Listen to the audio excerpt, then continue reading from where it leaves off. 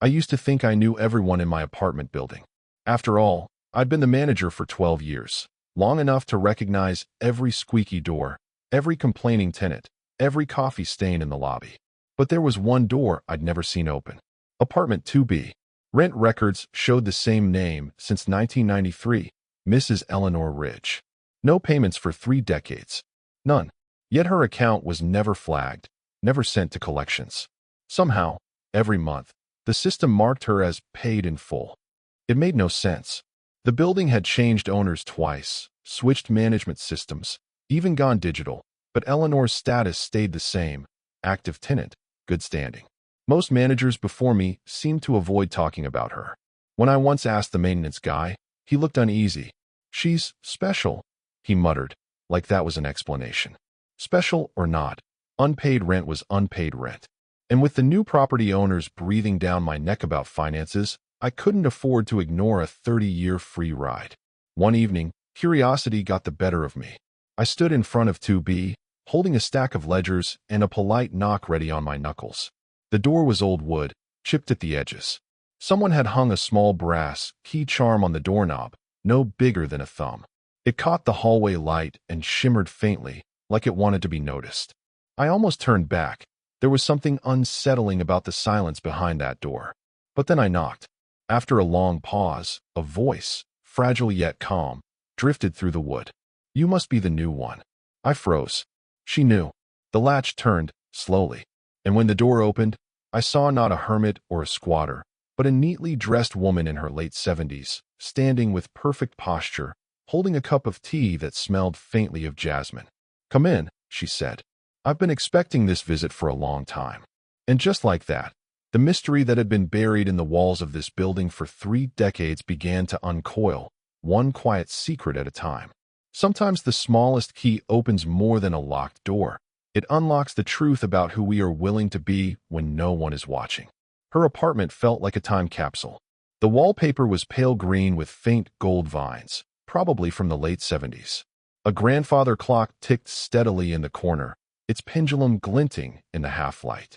Everything was spotless, immaculate, really, but carried the stillness of a room that had seen more waiting than living. Mrs. Ridge gestured for me to sit. Her hands were thin but steady, her nails perfectly kept.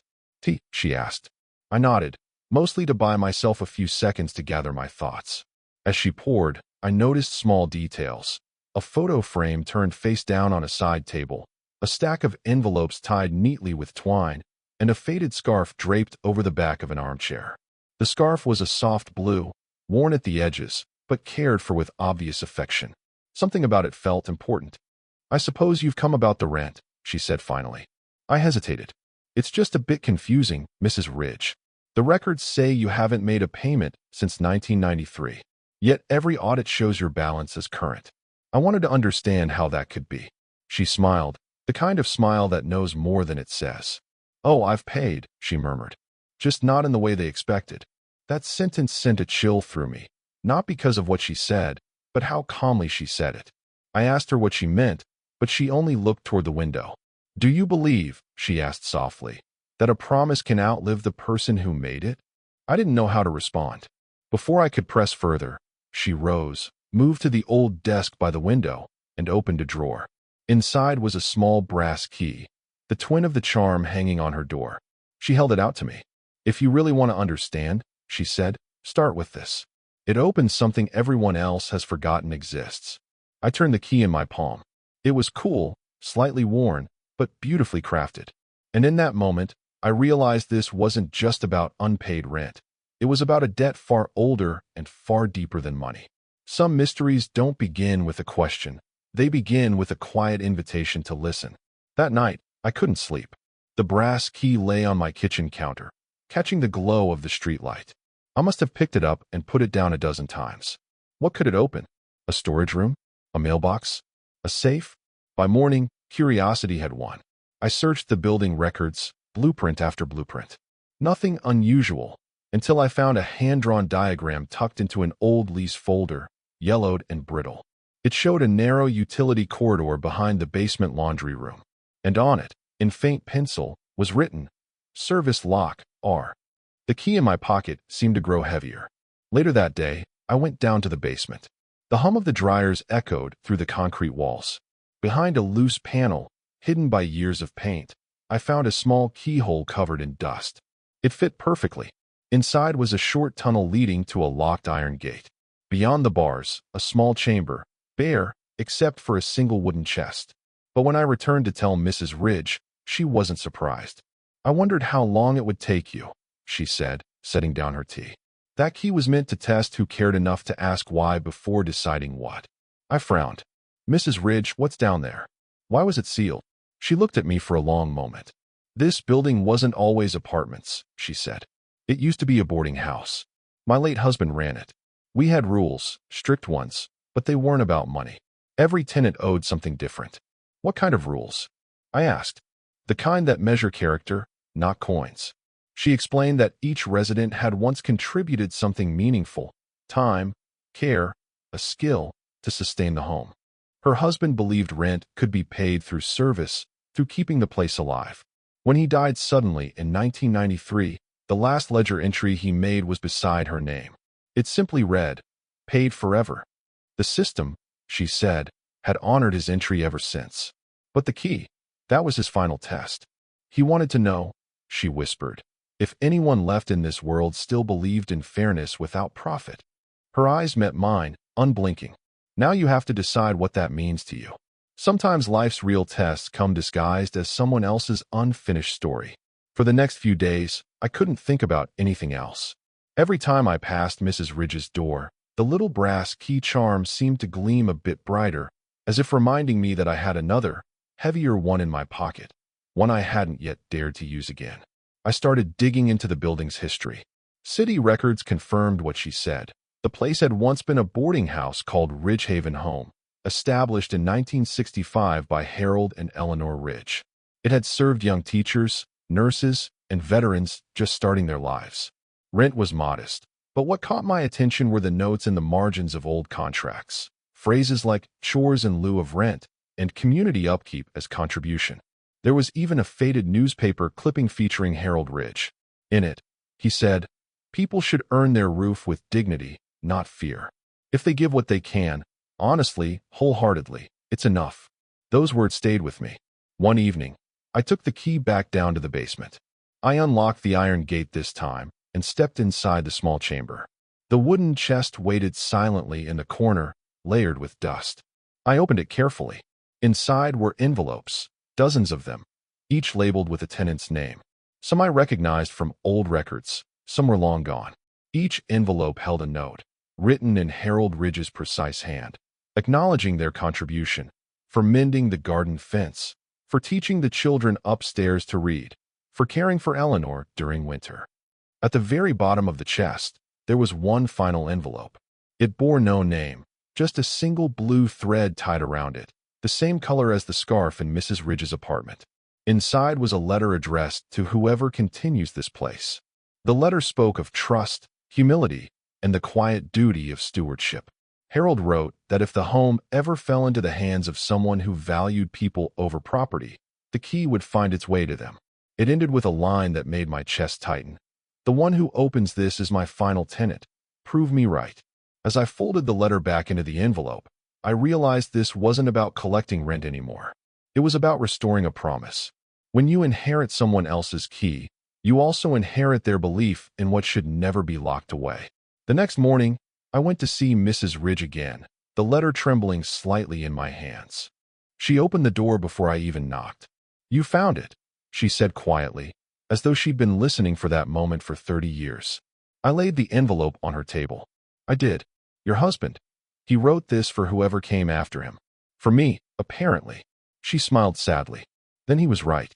He said the right one would come along when the building started losing its heart."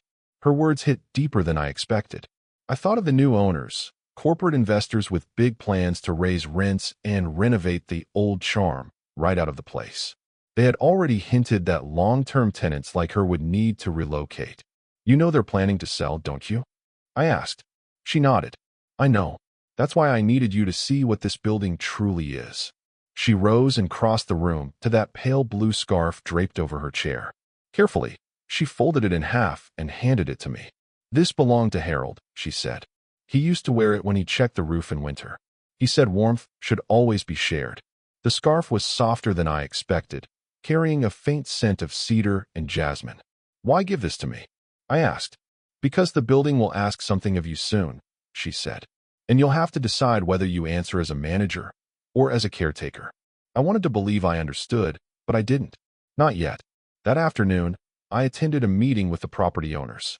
They laid out glossy renovation plans, complete with projected profits and luxury upgrades. The final slide made my stomach twist. Vacancy opportunity, Unit 2B. They expected me to evict her. As I sat there, her words echoed in my mind.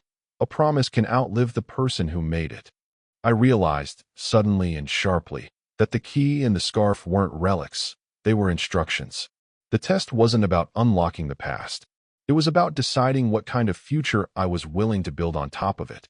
The moment you understand what something truly means, you can no longer pretend not to see it. The next few weeks were a quiet storm.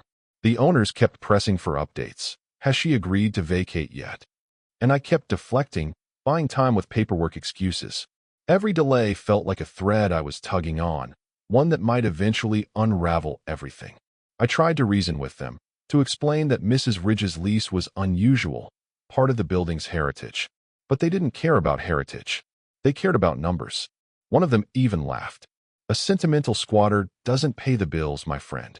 Those words burned. Meanwhile, the tenants had started to notice changes too. New notices in the lobby, rumors about rent hikes. A kind nurse on the third floor asked me if she'd still have her place by winter. A retired teacher said she'd already started packing just in case. The air in the building grew heavy, anxious. That's when I made a decision. If Harold Ridge had believed this building was built on dignity, then I owed it to him, and to the people who lived here, to protect that spirit. But how? The answer came, unexpectedly, from Mrs. Ridge herself. One evening, she invited me in again. "You look troubled," she said gently, pouring tea as if she already knew the reason. "They want me to evict you," I admitted. She didn't flinch. "Of course they do. The world runs on replacement now. People, things, even promises. But not all of us forget what's sacred." I told her about the letter, about the investors' plans, about how helpless I felt standing between them. She listened quietly, her eyes never leaving mine. Then she handed me a small leather notebook. "Harold kept this," she said. "It's the full ledger, the true record of every tenant who paid with kindness instead of cash. You'll find names you know, and you'll find what they gave."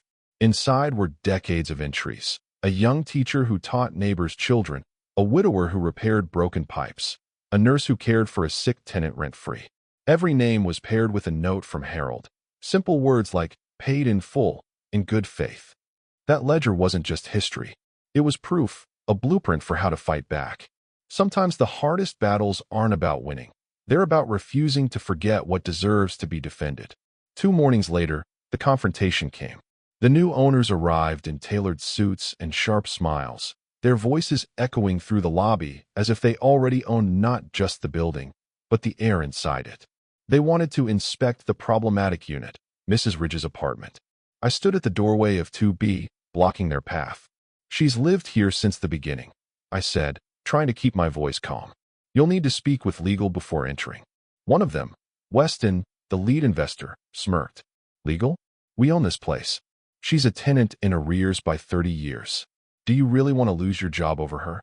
My pulse hammered. I reached into my bag and pulled out the notebook. "You should see this first." He flipped it open, scanned a page, then scoffed. "Handwritten nonsense. You expect me to take this seriously?" "It's not nonsense," I said. "It's a record of every person who kept this building alive when no one else cared. This isn't just property, it's a legacy." He laughed. "Legacy doesn't pay the mortgage." I felt my voice shake, but I didn't back down. Neither does greed. For a second, the hallway went silent except for the slow, rhythmic ticking of the grandfather clock inside 2B. Then, behind me, the door creaked open. Mrs. Ridge stepped forward, wearing the same pale blue scarf I'd seen folded on her chair. She looked straight at Weston. "My husband built this home for people, not profit. You can evict me, but you can't erase that." Her presence changed the room. Weston opened his mouth to retort, but she lifted a trembling hand and placed a folded letter in mine, the same one I'd found in the chest. "Read it," she said softly. I did. Aloud. Harold Ridge's words filled the corridor, about fairness, compassion, and the meaning of true ownership. About how those who protect others inherit more than walls. They inherit purpose. By the time I finished, even Weston had stopped smirking. Mrs. Ridge turned to him. "If you take this place, take it knowing exactly what you're destroying." The silence that followed was heavier than any argument. When truth speaks quietly enough, even power has to lean in to hear it. A week passed before I heard anything from the owners. The meeting that followed wasn't in their usual glossy boardroom, but in a modest conference call, voices tinny through my laptop speakers. Weston sounded different. Measured. Careful. "We've reviewed the historical documents," he began, clearing his throat. "And we've decided not to pursue the eviction. In fact, we're considering applying for heritage status for the building." I sat back, stunned. "You're serious?" "As serious as our PR team," he muttered, half joking, half defensive. "But, truth be told, your little presentation got people talking. Seems Ridgehaven Home has more goodwill than we realized." Goodwill. They couldn't say conscience, but I take it. When I told Mrs. Ridge, she only smiled. "Harold would have liked you," she said. "You did more than protect his promise. You reminded people why it mattered." Then she surprised me again. She handed me a sealed envelope with my name written in elegant script. "He asked me to give this to the one who proved him right." Inside was a handwritten note, unmistakably Harold's style. "For the caretaker who sees beyond walls. The key is yours now, not to open, but to keep. Use it when the home forgets what it is again." And beneath that, wrapped in blue thread, was the brass key, the very same one that had started it all. I felt my throat tighten. "Mrs. Ridge." But she stopped me with a soft shake of her head. "I've paid my rent, dear. It's your turn now." Over the next few months, everything changed. The building's restoration plan shifted from demolition to preservation.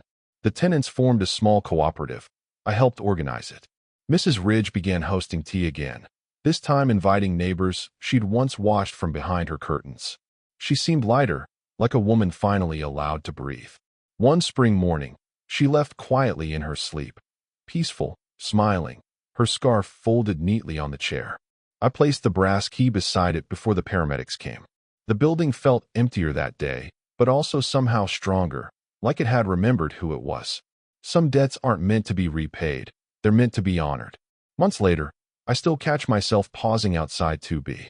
The door remains closed, but the faint scent of jasmine lingers in the hallway, as though Mrs. Ridge never truly left. Sometimes, when the afternoon light hits the doorknob just right, the little brass key charm glints like a wink from the past. The tenants talk more now. There's laughter in the stairwell again, potted plants lining the windowsills. The nurse on the third floor started a small reading club. The retired teacher tutors neighborhood kids twice a week. Even the younger residents, those who used to rush past one another with earbuds in, now share tools, meals, stories. It's as if Harold Ridge's quiet philosophy has come alive once more. Earn your roof with dignity, not fear. The owners never did return in person. They approved the cooperative plan, partly for good press, partly because I think they were moved, though they'd never admit it. The building is now listed as a historical residence, protected from redevelopment. And every year, on the anniversary of its founding, we open the basement chamber for a single day. Inside, on that same wooden chest, sits the ledger. Anyone who wishes can add a new entry, something they've done for someone else in the building. No rent records, no signatures. Just gestures of goodwill, written in the same spirit Harold and Eleanor began with. As for me, I still carry the brass key. It's smooth now from being turned over in my pocket so often. I don't use it to unlock anything. It's become a reminder instead, a weight of quiet duty I choose to keep. Sometimes, on quiet evenings, I sit on the front steps and watch the lights come on one by one across the building's face. And I realize something I wish I'd understood sooner. This place was never about walls or tenants or contracts. It was about people holding one another up when the world forgot to. Eleanor Ridge taught me that a promise made in kindness never expires. It only waits for someone to keep it alive. In the end, what we protect defines who we are, and the smallest key can still open the largest heart.